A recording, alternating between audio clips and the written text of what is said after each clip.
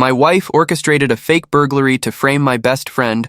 I'm a 36-year-old man with a lifelong best friend named Julian and a wife named Alara.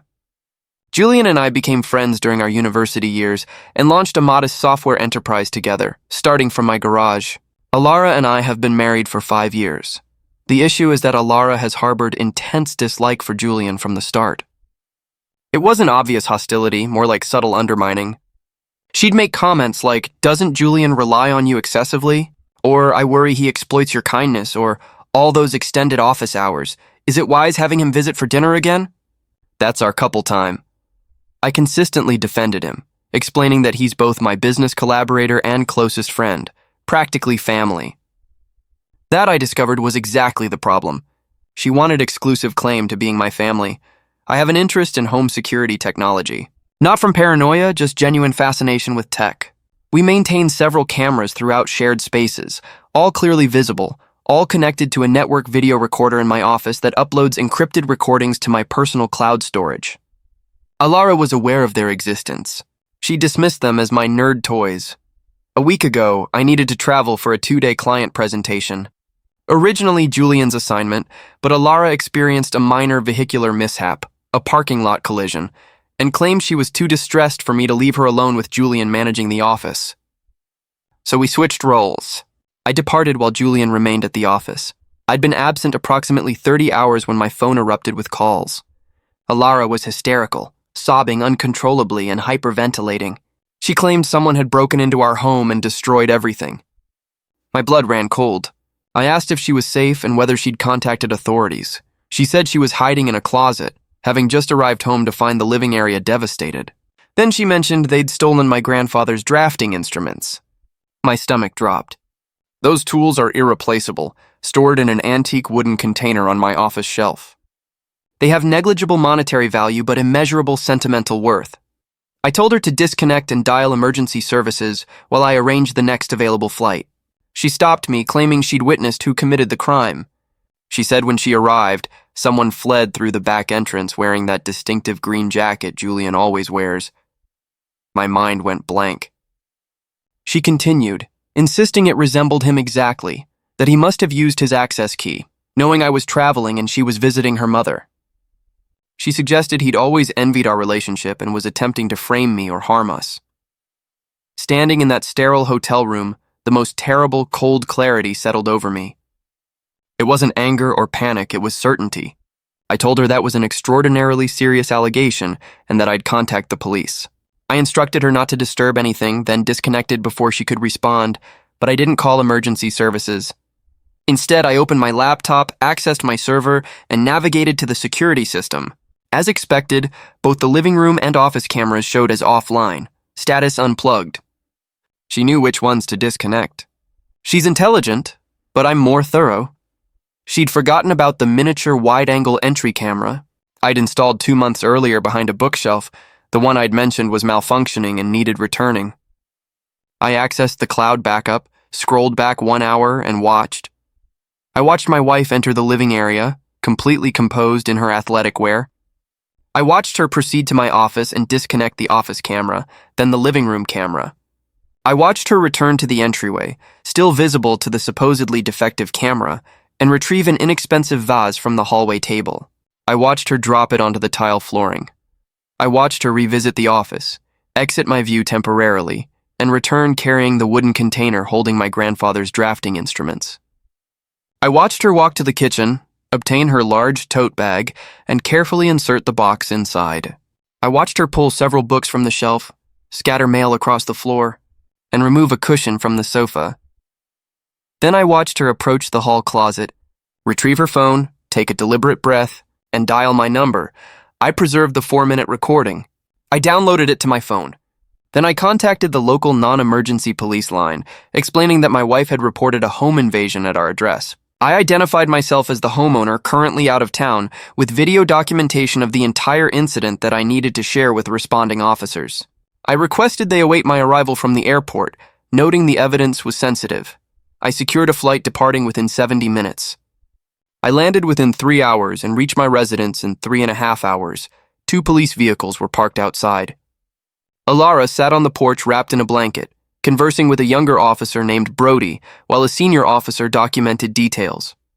When Alara saw me, she rushed over, attempting to collapse into my embrace, describing how terrible the experience was. I didn't embrace her. I simply placed my hands on her shoulders and maintained distance, stating that police were present and she was safe now. Her eyes flickered. She detected the change. Officer Reyes approached, confirming I was the homeowner who'd mentioned video evidence to their dispatcher. I confirmed this, noting my wife had shared her theory about Julian. Alara nodded tearfully, insisting she'd seen him, that he'd run past the window. Reyes noted this constituted a felony burglary charge and confirmed whether she was willing to testify to this claim. Alara responded affirmatively with indignation. Calling him a terrible person, I interjected, asking the officer if I could show him something before they visited my friend's residence. Footage from my foyer camera that my wife and the supposed intruder apparently overlooked. I retrieved my phone, Alara's face drained of color. She stammered about what camera, demanding to know what I was doing. I explained it was the defective one. Apparently it had fixed itself.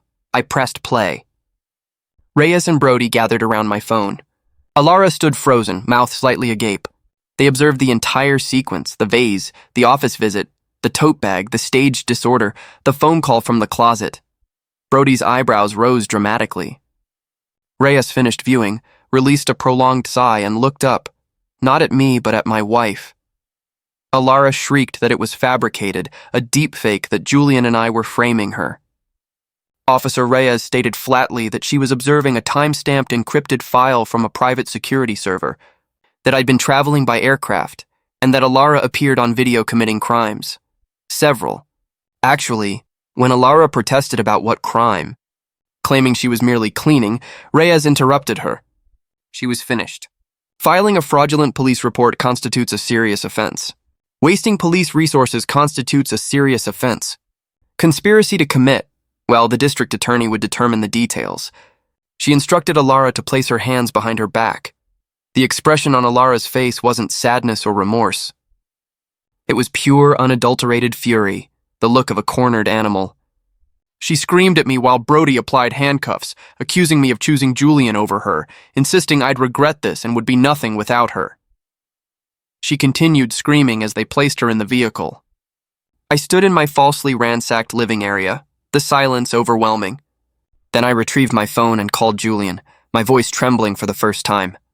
I told him he wouldn't believe what happened, but first asked if he was home and whether he had an alibi for the previous 3 hours.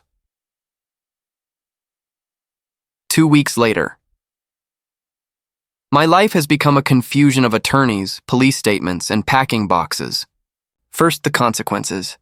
Alara was charged with filing a false police report, a serious misdemeanor in my state, bordering on felony classification given the value of the non-existent theft and misuse of emergency services. Her parents, Arthur and Beatrice, posted bail within hours. She's residing with them now. I filed for divorce the following day. I retained the most aggressive attorney in the city. When I showed her the video footage, she didn't even smile. She simply stated, "This is clean." Very clean. I had a locksmith modify the locks and reset all garage access codes within an hour of Alara's arrest. My attorney immediately filed an emergency motion granting me exclusive residence use, a premarital asset I'd purchased and paid for before ever meeting her, which the judge approved instantly given the circumstances of my wife fabricating a crime. Now the entitlement began with her parents. I received a call from her father, Arthur, not inquiring about my well-being, but demanding I dismiss my attorneys immediately. I refused. Arthur accused me of destroying their daughter, humiliating her, claiming this was a family matter that I'd involved police in, something you supposedly don't do.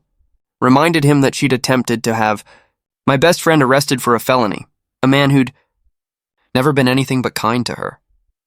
She'd attempted to... I was having her belongings packed and delivered to their address, instructing him never to contact me again.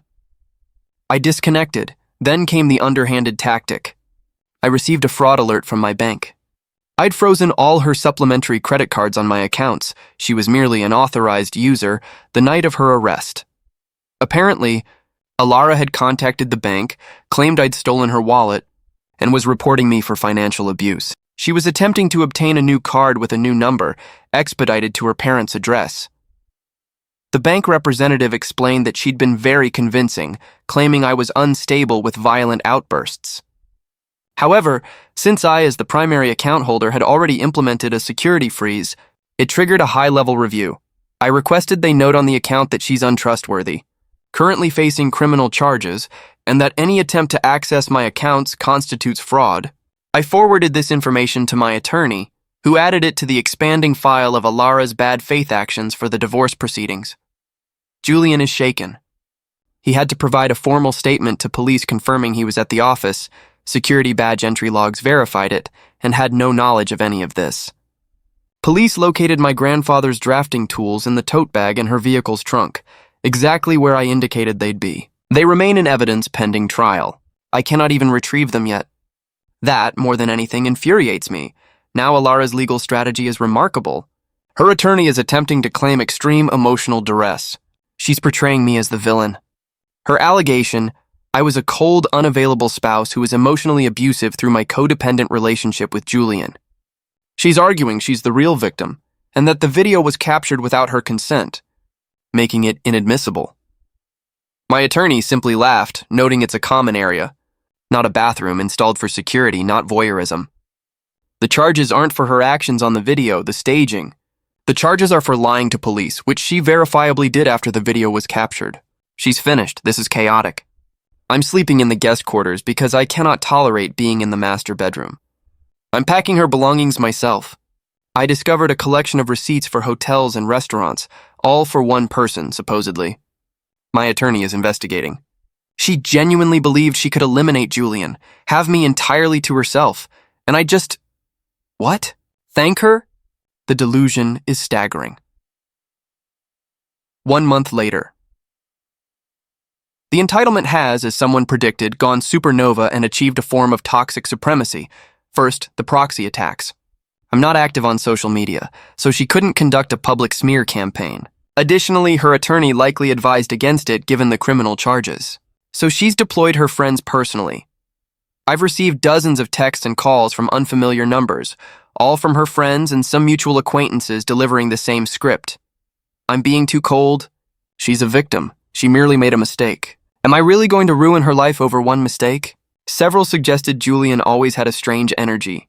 Was I certain he didn't provoke her somehow? My personal favorite came from her maid of honor. Don't you know women just do things like this when they feel unheard? She was just crying out for help. You should be in therapy with her, not in court against her. I responded to that one. She cried help by attempting to send an innocent man to prison. Blocked. My block list is now impressively extensive. The divorce battle, and I'm not exaggerating, she's now demanding the house, my premarital asset, half of my half of the business, claiming she was an unpaid emotional support partner and consultant, laughable, and $10,000 monthly in alimony. My attorney's response, this is a kitchen sink demand. It's what desperate people with zero leverage do. We will respond accordingly. Accordingly meant a counterfiling for her to pay my legal expenses, citing her criminal conduct and bad faith fraud attempts. But that's not the underhanded tactic. This is what pushed me over the edge. Julian has a 7-year-old daughter, Maya, from a previous marriage. He's an exceptional father. Last Tuesday, Julian received a knock on his door. It was Child Protective Services. An anonymous tip had been called in. The informant claimed Julian was emotionally unstable, had violent associates, presumably me, and was bringing strange men around his daughter, also me. They claimed he was leaving Maya alone overnight to conduct business at irregular hours. Julian was and remains terrified. This involves his daughter. He had to submit to interviews, a residence inspection. Maya had to be interviewed by a social worker at her school. It was humiliating, invasive, and horrifying for him. I was furious. I knew instinctively it was Alara. This wasn't merely attempting to ruin my life anymore. She was now attacking Julian's child to punish him for existing and to punish me for supporting him. I contacted my attorney. She's targeting Julian's kid. My attorney for the first time sounded angry. This is criminal harassment and spectacularly foolish. We file for an emergency restraining order immediately. And I'm contacting the district attorney. Revenge, Part 1. My attorney immediately contacted the DA handling Alara's false report case, explaining that my client's ex-wife, their defendant, was now engaging in a targeted harassment campaign against the victim of her original false report. She had, we were certain, filed a false and malicious CPS report against him. The DA, who was apparently considering a lenient plea deal, probation, therapy, was not pleased. This elevated Alara from foolish, jealous wife to malicious, ongoing public threat. The DA's office immediately launched an investigation into the CPS call source. Revenge, Part 2. Simultaneously, my attorney had one of his partners draft a civil suit, Julian versus Alara. The suit was for defamation regarding the original burglary claim, malicious prosecution, and intentional infliction of emotional distress regarding the CPS call. This was no longer merely my divorce. This was a separate massive lawsuit from Julian seeking significant damages for the attack on his reputation and his family. The fallout. The CPS case was naturally closed as unfounded within 48 hours. Julian is an exemplary father, and the claims were transparently absurd, but the stress and fear are genuine. Alara's parents called me screaming this time.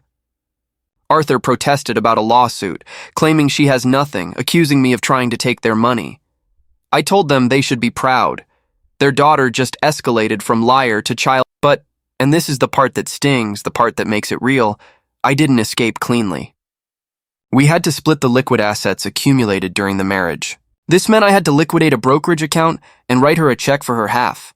It was for $82,450. It felt like swallowing glass. I had to pay her to leave after everything. I wasn't a hero who lost nothing. I took a real painful financial hit. She was smirking when her attorney told her the number. The civil suit, Julian's revenge. This is where justice happened. Alara's parents, Arthur and Beatrice, were also named in the civil suit as co-conspirators in the CPS harassment. They were facing a public, humiliating trial. Their attorney advised them to settle quickly. They settled out of court. The evidence, the guilty plea, the iTunes trace, was undeniable. The settlement amount, $100,000. $80,000 went to Julian for legal fees, damages, and therapy for him and Maya. The other $20,000 was a mandated court-overseen deposit into a college trust fund for Maya, which her parents are forbidden from ever touching. So let's calculate.